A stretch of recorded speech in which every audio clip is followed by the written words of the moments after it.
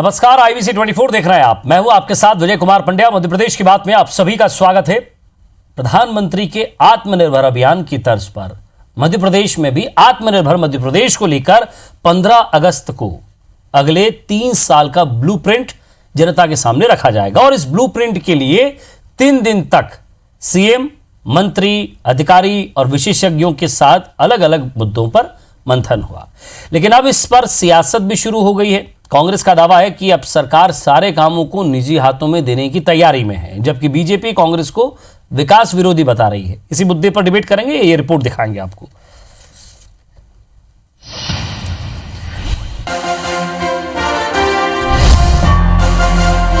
आप सबको नमस्कार करता हूं। मुख्यमंत्री, अलग अलग विभागों के मंत्री, बड़े बड़े अधिकारी, अलग अलग सेक्टर के एक्सपर्ट, नीति आयोग के अफसर, ये वो तमाम लोग हैं जिन्होंने 3 दिन तक वेबिनार के जरिए आत्मनिर्भर मध्य प्रदेश का खाका तैयार किया है। इस वेबिनार पर कांग्रेस की भी पूरी नजर है। कांग्रेस का दावा है कि सरकार वेबिनार के जरिए आत्मनिर्भर मध्य प्रदेश नहीं बल्कि आउटसोर्सिंग कॉर्पोरेशन बनाकर सभी काम निजी हाथों में देने की तैयारी कर रही है। कांग्रेस का दावा है कि उनकी सरकार ने 35,000 शिक्षकों की भर्ती प्रक्रिया शुरू की थी, लेकिन अब वो भी अटक गई है। इसके अलावा कांग्रेस सरकार ने कर्मचारियों का टीएडीए भी बढ़ाया, लेकिन कोरोना के नाम पर इस सरकार ने उसे भी रोक दिया है। वेब सेमिनार का 3 दिन का जो निकल के आया है मसौदा, उससे साफ जाहिर हो रहा है कि सारे शासकीय पद अधिकतम खत्म कर दो, आउटसोर्स के माध्यम से इन कामों को चलाया जाए। इनका ज्वलंत उदाहरण है ये घिनौना षड्यंत्र भाजपा का चल रहा है उन अधिकारी कर्मचारियों के साथ जिन्होंने खून पसीने से इस मध्य प्रदेश की धरती को सींचा है। नौकरियों को निजी हाथों में देने का आरोप लगाने के साथ साथ कांग्रेस सरकार को कर्मचारी विरोधी भी बता रही है। वैसे बीजेपी का साफ कहना है कि वेबिनार के जरिए प्रदेश के विकास का रोड मैप तैयार किया जा रहा है, जो 15 अगस्त को पूरे प्रदेश के सामने रखा जाएगा। और कांग्रेस को इस पर क्यों तकलीफ हो रही है? अच्छे कामों पर, अच्छे संकल्प, अच्छे लक्ष्य को पूरा करने के लिए बढ़ते मध्य प्रदेश पर ये दुर्भावना जाहिर करना ये कांग्रेस ही कर सकती है, उन्हें मुबारक हो। लेकिन मध्य प्रदेश तो आत्मनिर्भर मध्य प्रदेश बनने की ओर बढ़ा है और बढ़ेगा। इनकी आशंकाएं पहले भी निर्मूल साबित हुई हैं, आगे भी होंगी। इस सियासत की सबसे बड़ी वजह है 27 सीटों का उपचुनाव। अभी तक भले ही उपचुनाव की तारीखों का ऐलान नहीं हुआ हो, लेकिन कांग्रेस हर मुद्दे पर सरकार से सवाल पूछ रही है, क्योंकि कांग्रेस को मालूम है कि यदि चुनाव में ताकत से उतरना है तो चुनाव की तारीखों तक कार्यकर्ताओं को सक्रिय रखना ही होगा। राकेश चतुर्वेदी, IBC 24, भोपाल। तो वाकई ये आत्मनिर्भर की प्रक्रिया है और कांग्रेस जिस तरह से आरोप लगा रही कि आत्मनिर्भरता नहीं है, ये कुछ लोगों को बेरोजगार करने की बात है। क्या आरोपों में सच्चाई है, उस पर भी जानने की कोशिश करेंगे। कुणाल चौधरी साहब कांग्रेस विधायक हैं, प्रखर वक्ता हैं, वो हमारे साथ जुड़ रहे हैं। स्वागत है आपका कुणाल जी। पंकज चतुर्वेदी, बीजेपी नेता, हमारे साथ जुड़ रहे हैं, उनका भी स्वागत है। और दिनेश गुप्ता साहब वरिष्ठ पत्रकार हैं, वो भी हमारे साथ हैं, उनसे भी हम बातचीत करेंगे। सबसे पहले मैं कुणाल चौधरी जी, आपका रिएक्शन जानना चाहूँगा। आपको क्यों लगता है इस वेबिनार के माध्यम से कि इसमें सिर्फ और सिर्फ निजीकरण की तरफ बढ़ा जा रहा है? ऐसे क्या बिंदु आपको लगते हैं, या फिर चुनाव आने वाला है, उससे पहले कुछ तो मुद्दा चाहिए? कुछ तो मुद्दे की बात नहीं। लगातार भारतीय जनता पार्टी की सरकार जिस प्रकार से शोषण की राजनीति अपनाने पे लगी हुई है, वो लगातार प्रदेश के अंदर जिस प्रकार से, चाहे कर्मचारियों की बात कर लो, जो आशा कार्यकर्ता है लगातार इस कोरोना काल में दिन रात गांव गांव मेहनत करी, उनको उनकी सैलरी जो 10,000 थी उनको 4,500 रुपए दी गई 4 महीने से। यहाँ पे शिक्षकों की सैलरियां नहीं दी गई। अलग अलग वर्ग के साथ जो कर्मचारियों को डीए देने की बात थी, जो लोगों को बढ़ाने की बात थी, क्योंकि जब भी एक आपकी इकोनॉमी बैठती है तो इसमें हमेशा एक सिस्टम होता है डिमांड और सप्लाई का। आप जितनी डिमांड बढ़ाएंगे और सप्लाई दोनों बढ़ाएंगे तभी कहीं ना कहीं आपकी इकोनॉमी स्ट्रांग हो सकती है।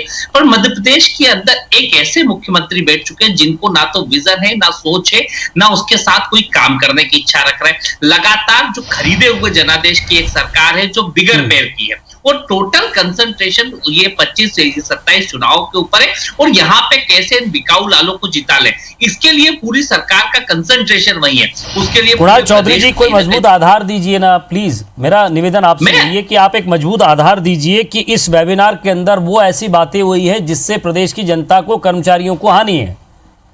देखिए, पहली बात तो आपने ये कर दिया है कि जो अधिकारी है उनकी सीआर बना के हम निकालने का काम करेंगे। स्पष्ट रूप से या तो आप वीआरएस ले लीजिए या सरकार जबरदस्ती दे देगी, और इसमें अपने विचारों के सिर्फ लोगों को रखा जाएगा। बाकी जो भी लोग इस प्रदेश के हित में और अलग अलग विचारों के साथ संबंधित है, उनकी सीआर बिगाड़ के उनको हटाने की कोशिश करी जाएगी। सारा इसके अंदर जो ठेके की पद्धति करी गई है कि हम लोग सारी चीजें आउटसोर्स करेंगे, जिन लोगों को यहाँ पे आपको परमानेंट रख के नौकरी देनी चाहिए और आउटसोर्स के माध्यम से सभी लोगों को नौकरियां देने का काम करेंगे। और आउटसोर्स में शोषण किसका होता है? आरोप हो रहे हैं, आम लोगों का शोषण होता है, जो वहां पे काम करते हैं उनका शोषण होता है। सिर्फ शोषण की राजनीति। उनके पास चलता हूं। पंकज चतुर्वेदी जी, एक 19 फरवरी का वक्त आपको याद होगा, उस समय मैं माफ़ी चाहता हूं कि उस समय आप कांग्रेस में हुआ करते थे, और उस समय की बात है, मोंटेक सिंह अहलूवालिया साहब आए थे और पीपीपी मॉडल पर बात हुई थी, तमाम तरीके की बात हुई थी, और योजनाओं को कैसे स्वपोषित किया जाए, ऐसी योजनाएं जिनसे वित्त निकल सकता हो, उस योजनाओं पर बातचीत होती है। जब अहलूवालिया साहब कह सकते हैं कि नहीं साहब आपको पीपीपी मॉडल में जाना पड़ेगा, निजी कंपनियां तभी आएंगी जब आप पीपीपी मॉडल में काम करेंगे, तब तो आपको वो मीटिंग अच्छी लगती थी। लेकिन आज जब वेबिनार के माध्यम से इस तरह की बात हो रही है तो कांग्रेस को ये बात नहीं भा रही है।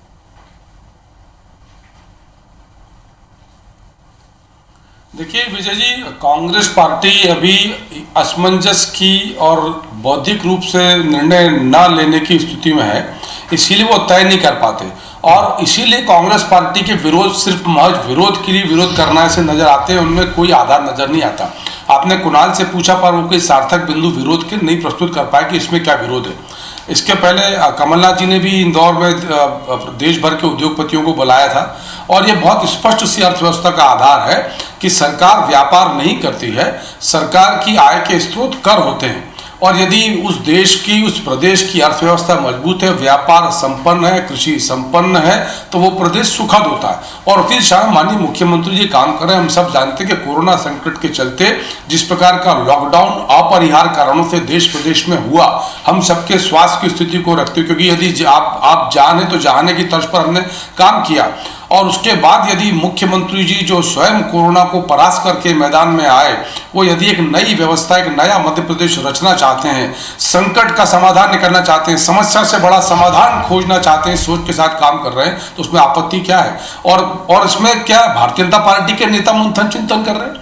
जो जिम्मेदार मंत्री हैं और प्रदेश भर के और देश भर के विशेषज्ञ अलग अलग सेमिनार में भागीदारी करें, जिसकी जैसी योग्यता उसके अनुभव का लाभ लिया। आपने नाम लिया अहलूवालिया साहब का, बहुत विद्वान आदमी है, तो यदि मोंटेक सिंह अहलूवालिया साहब यदि पीपीपी मॉडल की यानी निजी निवेश की वकालत करें तो कांग्रेस पार्टी कहती है कि अच्छी योजना है। यदि शिवराज जी बात करें तो मुझे लगता है कि दोहरे मापदंड कांग्रेस को समाप्त करना चाहिए, और मैं बहुत साफ तौर पर कहता हूं कि कांग्रेस पार्टी को पूरा अधिकार है अपनी बात रखने का, प्रतिपक्ष के नाते विरोध करने का, पर जो विषय मध्य प्रदेश की आम जनता के हित का हो, मध्य प्रदेश के विकास, उत्थान और कल्याण का हो, यदि हम मोरपंखी, कृष्ण जन्माष्टमी है आज और कल 2 दिन मनाई जा रही है, यदि हम मध्य प्रदेश की मोरपंखी चमकदार सुनहरी अर्थव्यवस्था की बात कर रहे हैं, इस संकट से निपटने के लिए जिला स्तर पर जॉब पोर्टल की बात कर रहे हैं, हब बनाने की बात कर रहे हैं, डिस्ट्रिक्ट में जो एक्सपर्टीज है, यार कहीं साड़ी है, कहीं गजक है, कहीं पेड़ा है, कहीं केला है, कहीं संतरा है, जैसी जिस जिले की विशेषता है, उस विशेषता के आधार पर उस जिले के केंद्र को विकसित किया जा रहा है। यदि ये सब प्रयास किया तो कांग्रेस को सार्थक और सकारात्मक सोच के साथ आना चाहिए। और विजय जी सिर्फ यही पीड़ा है कि आप सिर्फ विरोध कर रहे हैं। कौन सा कांग्रेस पार्टी ने सकारात्मक सुझाव दिया पूरे इस कोरोना काल में विरोध के अलावा? तो करिए, खूब जम के विरोध करिए, पर यदि कुछ अच्छा होता है तो उसको अच्छा कहने का साहस रखिए। और उद्देश्य बहुत स्पष्ट है कि मध्य प्रदेश की अर्थव्यवस्था मजबूत होगी, उद्योग धंधे आएंगे, रोजगार चलेगा, पैसा निवेश आएगा, तो लाभ मध्य प्रदेश के 7.5 करोड़ लोगों को होगा। जब लाभ होता है, अर्थव्यवस्था चलती है, तो वो कांग्रेस और भारतीय जनता पार्टी नहीं देखती है। हमारे साथ बने हुए दिनेश गुप्ता साहब, गुप्ता साहब, आपको लग रहा है कि इस वेबिनार के माध्यम से जो 15 अगस्त को जो जनता के सामने खाका रखा जाएगा, उसके हिसाब से चीज़ें स्मूथ होकर जाएंगी, या फिर कांग्रेस जो आरोप लगा रही है उसमें सच्चाई है? कैसे देखते हैं आप इसे? नहीं, देखिए विजय जी, सरकार कोई भी रहे, कांग्रेस की रहे, भारतीय जनता पार्टी की रहे, जो मूल समस्याएं हैं, विकास के जो मापदंड हैं, उनमें थोड़ा सा हेरफेर होता है और सरकार अपने अपने हिसाब से नीतियों में परिवर्तन करती है। डॉक्टर मनमोहन सिंह पूर्व प्राइम मिनिस्टर, देश के पूर्व प्रधानमंत्री हैं, वो भी इस भोपाल में आए थे और कमलनाथ सरकार का विजन डॉक्यूमेंट उन्होंने लॉन्च किया था कि सरकार कहाँ जाना चाहेगी। अब हमने देखा था 15 साल शिवराज सिंह जी मुख्यमंत्री रहे, उन्होंने भी कई बार जो है अपना विजन डॉक्यूमेंट रखा और कैसे उनको सरकार में आगे जाना है और कैसे विकास का मॉडल रखना है। अब ये जो एक नई तरह की चुनौती देश के सामने है कोविड के चलते, आप कैसे चीजों को आप डेवलप करेंगे और कैसे नए सिस्टम में आप जाएंगे, ये एक तकनीकी के आधार पर वो चलने की कोशिश कर रहे हैं। उसमें वो रोड मैप क्या रखते हैं और क्या होगा, मुझे लगता है कि कांग्रेस और भारतीय जनता पार्टी दोनों के बारे में जनता बहुत अच्छी तरह से जानती है। जो डिलीवरी सिस्टम है, हमेशा एक चीज जो मिसिंग होती है वो होती है डिलीवरी सिस्टम। आप डिलीवरी सिस्टम को परफेक्ट कैसे बनाएंगे? जब आप गुड गवर्नेंस की बात करते हैं तो गुड गवर्नेंस में डिलीवरी सिस्टम बहुत महत्वपूर्ण होता है कि जो लास्ट बेनिफिशियरी है, जिसको आप लाभ देना चाहते हैं, जिसके सरकार जिसके लिए टैक्सेशन करती है, उसको लाभ कैसे मिले। आप छोटी छोटी सी जो है आप देखेंगे कि सूचनाएं जो किसी समय एक जो है बिना किसी भुगतान के मिल जाया करती थी, आपने डिजिटलाइजेशन में उसको जो है अब आप लोक सेवा केंद्र के जरिए आपको फीस देना पड़ती है। तो सरकार में कहीं ना कहीं जो सिस्टम। चलिए सर, आपकी आवाज थोड़ी स्पष्ट नहीं आ पा रही। कुणाल चौधरी जी, एक अहम सवाल ये बनता है कि 15 अगस्त के दिन अगले 3 साल का ब्लूप्रिंट अगर सरकार रख रही है तो उसमें कृषि क्षेत्र को ध्यान में रख रही है, जो कि आपकी सरकार ने भी रखा। अर्थव्यवस्था को मजबूत करना था, जो कि आपकी सरकार भी कहती थी कि खजाना खाली करके चले गए, कुछ बचा नहीं है इसमें। लघु कुटीर उद्योग को कैसे आगे बढ़ाना है, ये भी आप जानते हैं कि उनके लिए एक बड़ी राशि की ज़रूरत है और एक ऐसी राशि की ज़रूरत है जो उन योजनाओं के लिए लगे और उनसे रेवेन्यू वापस जनरेट होता रहे, जिससे विकास कार्यों में आप खर्च करें। चौथा ये कि आपको कर्मचारियों को भी बराबर सैलरी देनी है। मध्य प्रदेश के अंदर फिलहाल 3 से 4 ऐसे बड़े बिंदु थे जो आपकी सरकार भी जिससे जूझी है और ये वर्तमान सरकार भी जूझ रही है। इस वेबिनार से ये जो जूझने की जो बात है वो दूर हो रही है या फिर उस जूझने पे आपकी झुंझलाहट है? देखिए, जूझने पे झुंझलाहट की बात नहीं। मैं आपको कहूं, इन्होंने आपने कहा कृषि क्षेत्र, स्पष्ट है पिछली बार हमने बजट दिया था 66% कृषि का बजट बढ़ाया था और इन्होंने 70% बजट को कम कर दिया। इन्होंने 15 साल में सिर्फ कर्जा चढ़ाया था, हमने कर्जा माफी का कार्यक्रम रखा, साथ में लोगों को फसलों के नगद पैसा जो मंडियों में बंद हो गया था, आज फिर इन्होंने 10,000 कर दिया, हमने 2 लाख तक का कर दिया था। अलग अलग माध्यम से कृषि क्षेत्र में उन्नति और तरक्की का लाया था। बजट स्पष्ट दिखाता है।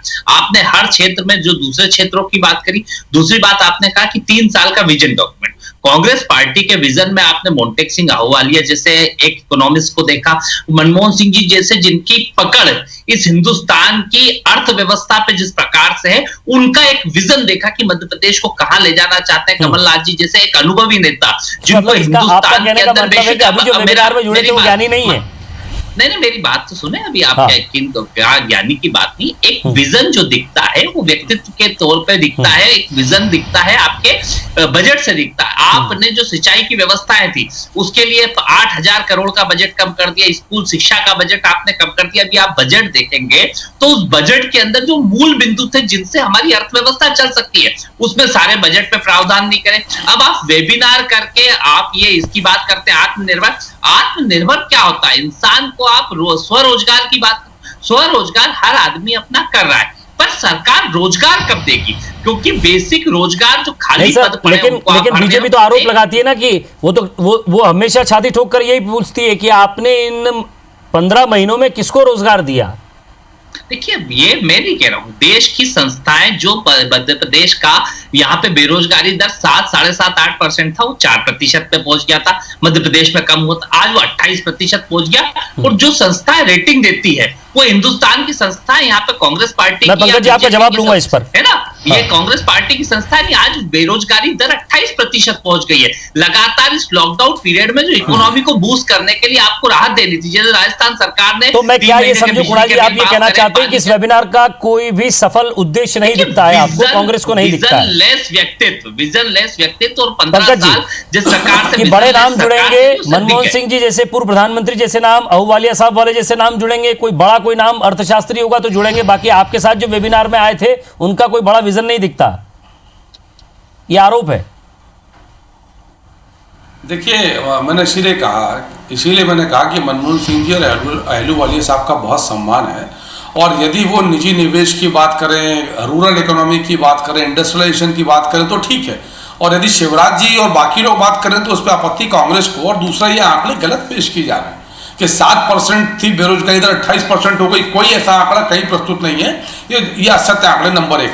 नंबर 2, देश भर में यदि जब से भारत आजाद हुआ 47 से लेकर अभी तक जो गवर्नमेंट क्षेत्र में लोग काम करते हैं उनका प्रतिशत 3.5% लोग हैं जो देश भर के रोजगार करते हैं। बाकी सारे रोजगार प्राइवेट सेक्टर के स्वरोजगार हैं, इंडस्ट्री। क्या ये सच है कुणाल जी कि वीआरएस देने वाली कांग्रेस को ही पता है सरकार? तो क्या उस आंकड़े को बढ़ाया? आरोप लगा रहे थे कर्मचारियों को लेकर 133 करोड़ लोग जो देश के सब सरकारी नौकरी में थोड़ी आ जाएंगे। जितने खाली है उनको तो भरना चाहिए। अब आप भी अगर उन खाली पदों को भरने जी आपका सवाल। जी मेरा सवाल ये था कि कुणाल चौधरी जी आरोप लगा रहे थे कि कुछ कर्मचारियों को जो है आप स्वतः ही नौकरी से हटाने वाले, वीआरएस देने वाले हैं।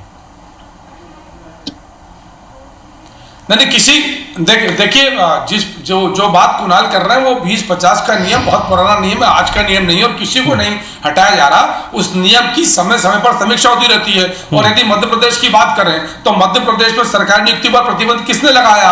आदरणीय दिग्विजय सिंह जी की सरकार के समय से प्रतिबंध लगा हुआ है। उन्होंने तो रिटायरमेंट के साथ पद समाप्त करने की प्रक्रिया प्रारंभ करी थी। किसने ये व्यवस्था प्रारंभ करी? कर्मचारी अधिकारियों का किसने किया? कमलनाथ सरकार टीएडीए बढ़ा गई थी, वो तो दे दीजिए सर। सबके सामने चीजें स्पष्ट है, इसीलिए मैंने कहा कि 100 क्या कह रहे हैं सर? जो टीएडीए बढ़ाकर गई थी कमलनाथ सरकार, वो दे दीजिए। जो कमलनाथ सरकार टीएडीए बढ़ाकर गई थी वो सरकार ने 100% मिलेगा। 100% विजय जी 100% मिलेगा।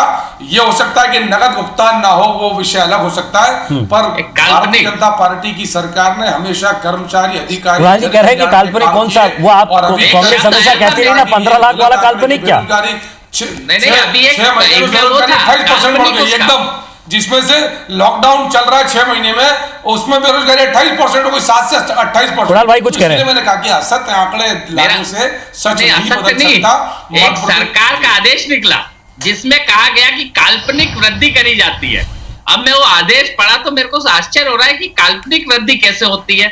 और जिन सेक्टर्स के अंदर बूस्टअप कर रहा था आपने, सामाजिक न्याय के सेक्टर्स के अंदर बजट कम करना था, तो बजट से मेरे पास रखा है, मैं आपको बोलूं तो मैं मेरे मोबाइल में मैं दिखा दूं आदेश। काल्पनिक अरे एक सेकंड मैं आपको दिखा देता हूं काल्पनिक वृद्धि क्या होती है तो बताएं। नहीं है, कांग्रेस की कोई अलग से संस्था जो करती है उसको पता है। और जहां तक किसानों का विषय विजय भाई, हम सब जानते हैं कि मध्य प्रदेश में कमलनाथ जी की सरकार ने किसानों का 2 लाख तक का कर्जा 10 दिन में माफ करेंगे, 4000 रुपए बेरोजगारी भत्ता देंगे, रोजगार देंगे, नियमितीकरण करेंगे। किसके साथ न्याय किया? हम सबने देखा कि चाहे अतिथि शिक्षक हो, अतिथि विद्वान हो, संविदा कर्मचारी हो। कुणाल जी केवल 10 सेकंड है, जवाब दे दीजिएगा। इनकी सेवा समेटने का समय कांग्रेस पार्टी ने किसानों का कर्जा माफ किया, कांग्रेस पार्टी ने बेरोजगारी भत्ता दिया, कांग्रेस पार्टी ने 4000 रुपए बेरोजगारी भत्ता वचन पत्र में लिखा हुआ है। तो छल तो कांग्रेस पार्टी ने किया। चलिए सर, सवाल ये है कि 2 लाख तक का कौन सा किसान का किसी भी पार्टी ने किया हो, चला तो आम आदमी गया ना सर। सर कातिल बदला है, जिसका कत्ल हुआ वो नहीं बदला, कातिल बदला है। चलिए अब सवाल ये है कि ये जो 3 साल का विजन रखा जाएगा, पंकज जी और कुणाल जी और साथ ही साथ दिनेश गुप्ता साहब, माफी चाहता हूं आपके पास कम आ पाया, समय कम था, आपसे कनेक्शन में भी थोड़ा दिक्कत हो रही थी। तो सवाल यही है कि अब जब 3 साल का जो विजन डॉक्यूमेंट होगा उसमें वही मुद्दे होंगे जो हम पिछली सरकार में सुन चुके हैं। बेरोजगारों को रोजगार, लघु कुटीर उद्योग, किसानों की कर्ज माफी, उनको वापस से कर्ज ना लेना पड़े, और फिर उसके बाद जो है विकास के कार्य। इन सब में पैसा कहां से आएगा?